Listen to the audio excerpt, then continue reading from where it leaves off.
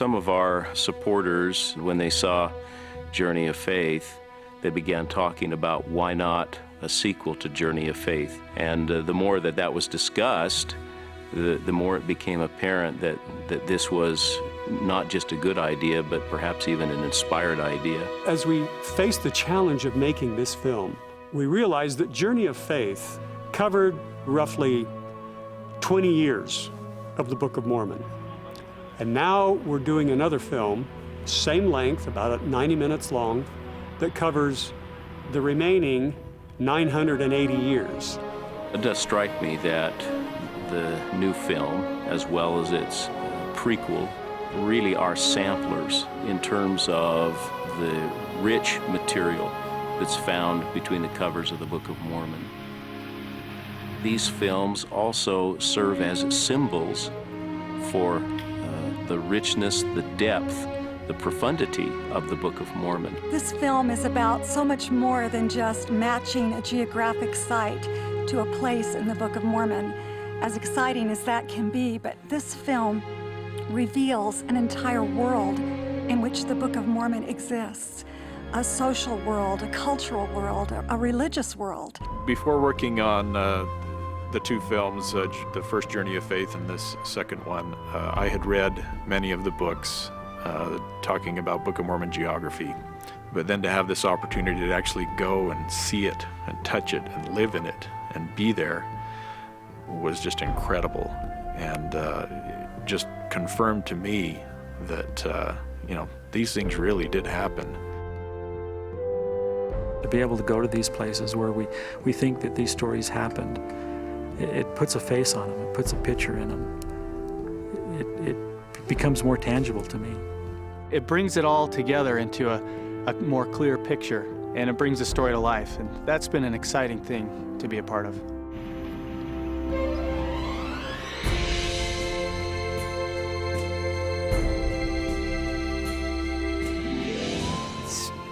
Been incredible to actually go to these locations, to personalize the locations, so that when you read the passages in the Book of Mormon, you can visualize something in your mind. For me, it brings to life these passages in the Book of Mormon as you begin to see them as a response to the world around them. And while these things, for me, didn't necessarily make the Book of Mormon any more true, they definitely have made it more real. We've learned that we must be exhaustive. That is, to look at all the references, take in every bit of information. See if there is a place where both the cultural patterns and the geographical patterns fit. So far, based on what we have found, Mesoamerica is the leading candidate for Book of Mormon lands. The vast majority of the Book of Mormon took place in the New World, and all the evidence suggests that it took place in Mesoamerica. There are a lot of logistical problems in moving a crew. We traveled in helicopters, we traveled in buses, we traveled in boats, traveled by foot. We worked hard to get a lot of great footage. We had 3 days that we spent in a helicopter, and for me, that's gotta be my favorite thing. I'm not a fearless flyer. I really don't like to be up in helicopters and airplanes. And so the fact that we were looking at 3 days in the helicopter, I really wasn't looking forward to that at all. But it was just phenomenal. We had the greatest opportunity to go and get a perspective of the lands that you just can't get when you're traveling in a bus or in cars. The part that I remember mostly about the helicopter is when we left Tikal and we're heading north towards El Mirador. And the jungle starts, you can see where the jungle's been cut, and then it starts. And then all of a sudden it goes miles and miles and miles and miles towards El Mirador, which is at the northern part of Guatemala.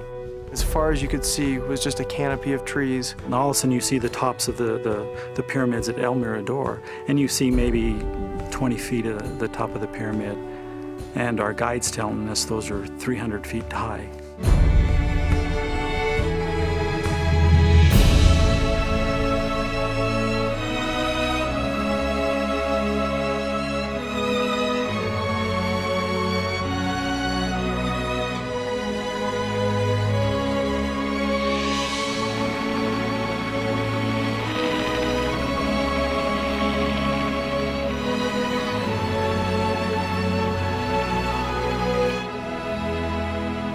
climbed to the top of these very high pyramids, ancient ruins of an ancient people.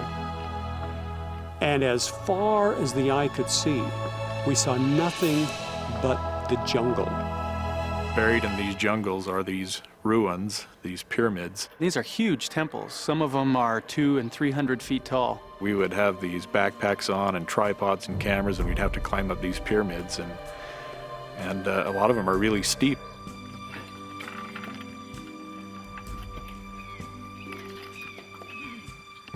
We must have climbed miles and miles worth of steps, steep pyramids going up into the sky, looking out over the jungle.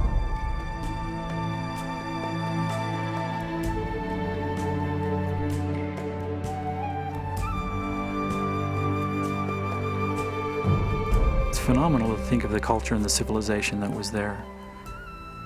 That this jungle has just swallowed up, and you see these little glimpses, these little bits and pieces.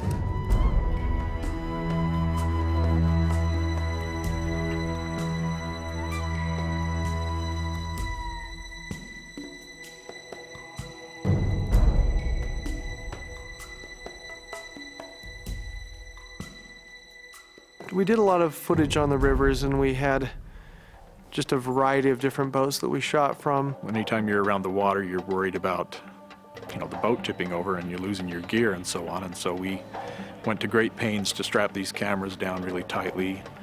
One thing for me that was always fun on this is just the challenge of getting the tripod set in the boat, so we would have a stable platform for the camera. I love the water. I love boats. I love being in the water. And for some reason, the best shot is always a couple feet in the water or halfway in the water. It was an adventure going down these rivers and looking over on the banks and seeing crocodiles, which I had never seen other than in a zoo. He's moving. Got him? Tell me you got him. My favorite water shot we got on this particular trip was the night after we spent in the Pateshpatun Lodge. The sun was just coming up, it had just broken the horizon, and I'm able to go 90 degrees to the boat, and it's absolutely smooth.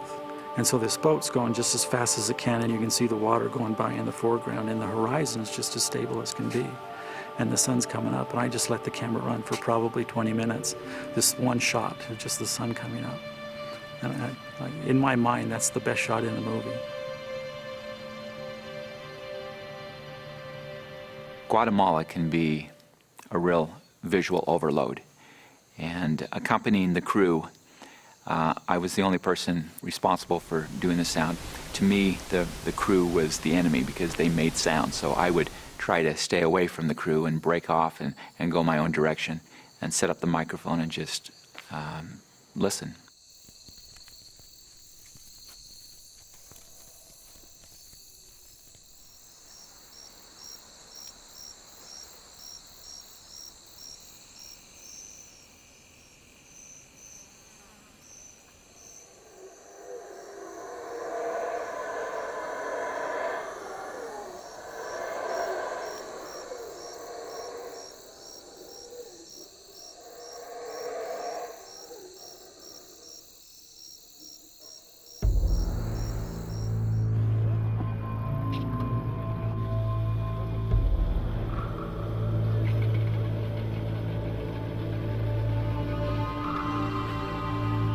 We traveled 4.5 hours in these longboats.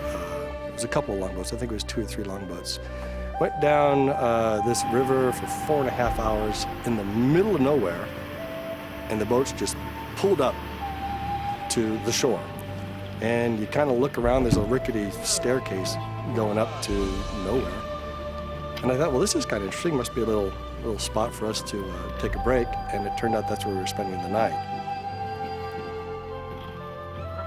So we ended up sleeping at this lodge at Pateshpatun under thatched roofs in mats with mosquito netting. In the middle of the night, probably 2 o'clock in the morning, a troop of howler monkeys came in and occupied the treetops right above our huts.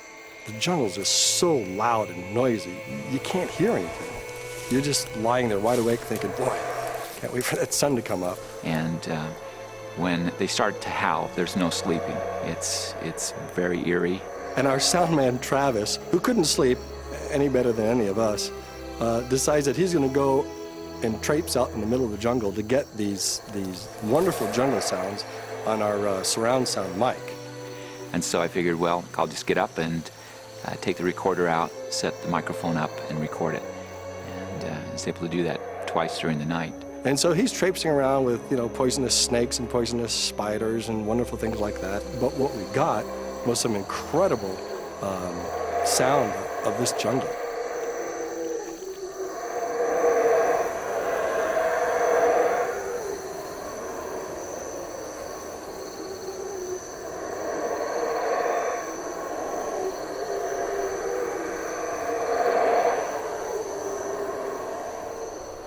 From a storytelling standpoint, we faced a few different challenges because we had a lot of great footage that we had to use and wanted to use, and we also had a lot of great interviews that we needed to go through. As we approached the film, we really had two elements that we were working with.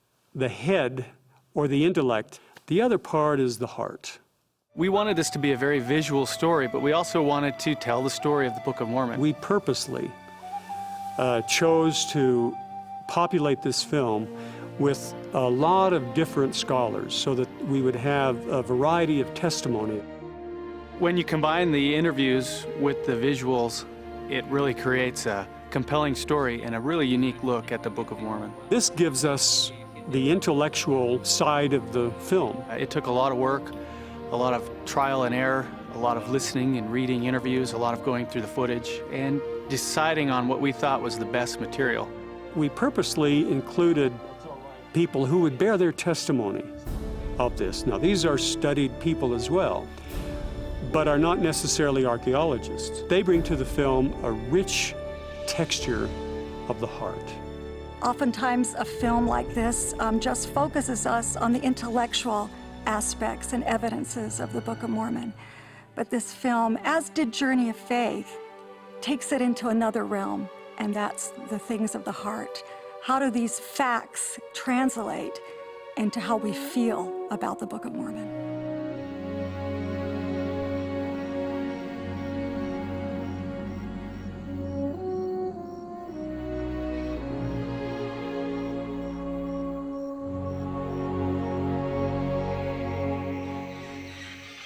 I got a feel for the sounds of the jungle and the sounds that Lehi and his posterity would hear down there, especially when we were traveling around places where nobody really went. The majority of the instruments, it all comes out in drums. And so we stick with hand drums, but we're pulling from all over the world. There were these siren crickets. I just love the sound. It just kept wafting in and out, and everywhere you walked, you just hear it. It was like coming from everywhere all at once. So I thought, this needs to be part of the opening sequence, the opening theme. Nick and I have talked about the musical materials, the raw materials to use, inject it with this infusion of emotion and feeling the grandeur as well as the intimacy of the location. And themes just started coming out. The jungle had a lot of interesting sounds, and I thought that it's important to mimic those sounds. It needs to sound exotic, and it needs to have an otherworldly feeling, something that will transport the viewer. So what we try to do in our music and the cues that we write is mimic some of those sounds. We use ocarinas, which are indigenous to the culture, some flutes, real deep mellow flutes, especially big drums. I think the native peoples of Mesoamerica mimic the sound that they hear around them, and when they want to mimic the thunder, they use big drums.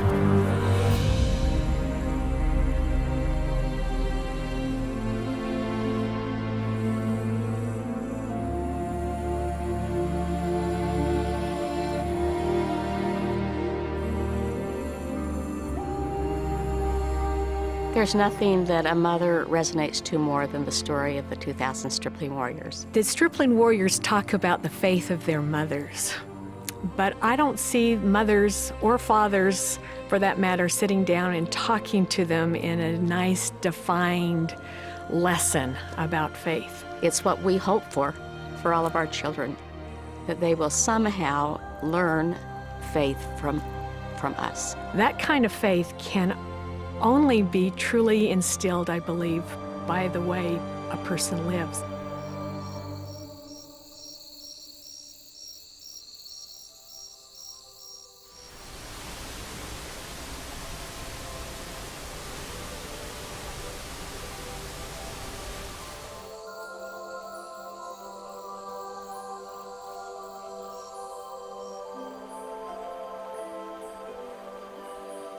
One of the greatest tools that the Lord has given to us in these latter days to help us live our lives in a world that is spiraling downward is the Book of Mormon.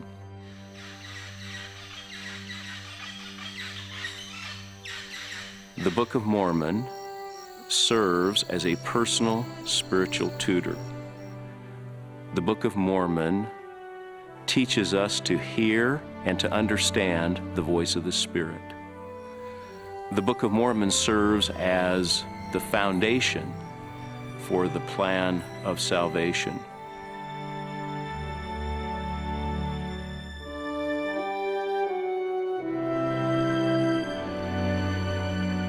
Now, if all of that is true, and we know that it is, why wouldn't any organization expend all the possible resources in their control to elucidate this sacred text?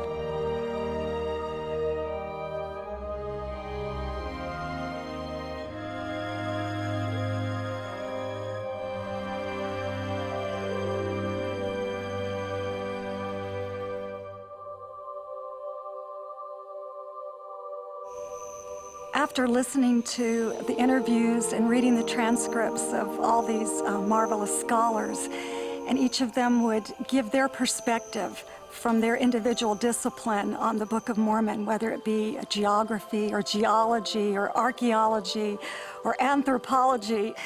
What really struck me at the end of all of this was that really the greatest proof of the Book of Mormon, the only ology that really matters, is its theology. And from the title page to the very end, the writers are inviting the reader to gain this spiritual access to its truthfulness. And it really does put the burden of proof, so to speak, on the reader to determine if it's true. And in a way, I guess, for those of us who are believers, this is its greatest strength. And oftentimes to the non-believer, I guess, its greatest irritation.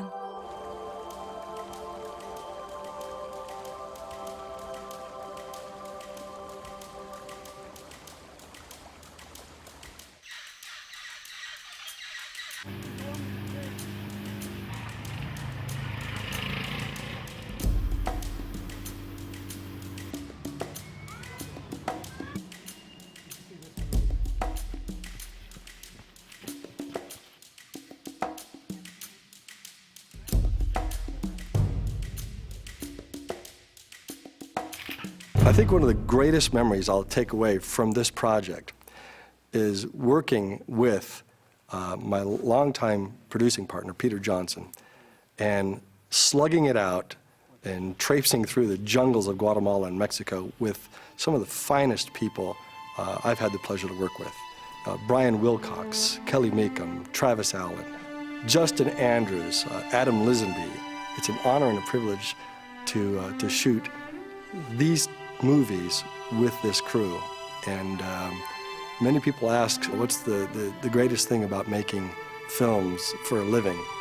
And it's working with some of the best crew that I've ever worked with.